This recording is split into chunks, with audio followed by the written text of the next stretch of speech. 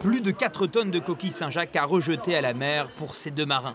21 000 € de pertes. La cause ? Une toxine dans le mollusque.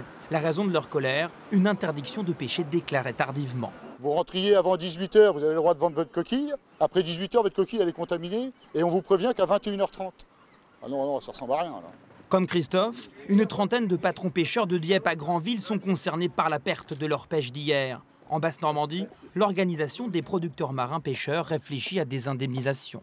Les pistes qui sont à l'étude, ce sont des pistes qui permettraient aux pêcheurs de rattraper les quantités qu'ils sont obligés de rejeter en mer, ou qu'ils ont été obligés de rejeter en mer pour certains, par une pêche supplémentaire dans les semaines qui viennent, alors peut-être par une augmentation des tonnages autorisés ou peut-être une marée supplémentaire. Pour l'heure, interdiction de pêcher la coquille au large du cap d'Antifer dans les zones 12 et 13. Jusqu'au résultat des nouvelles analyses, elles sont réalisées dans ce laboratoire.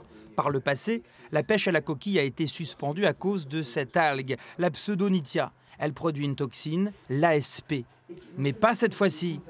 Une autre algue a été détectée, la Dinophysis. Elle dégage une autre toxine, la DSP, qui s'élimine plus rapidement.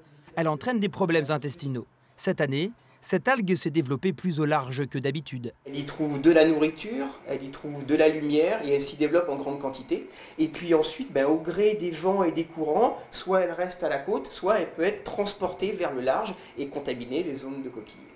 Les résultats des nouveaux prélèvements seront connus dans le courant de la semaine prochaine. Rapide avec le Dinophysis que pour le Pseudonytia. Où le Pseudonytia, on a des zones qui sont restées.